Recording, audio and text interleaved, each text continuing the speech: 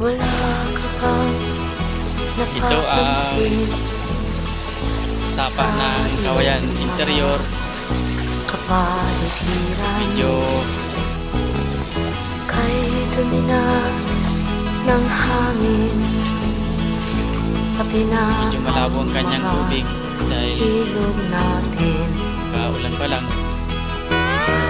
Hindi nga masama ang pag-unlad at malayo-layo na rin ang ating narating.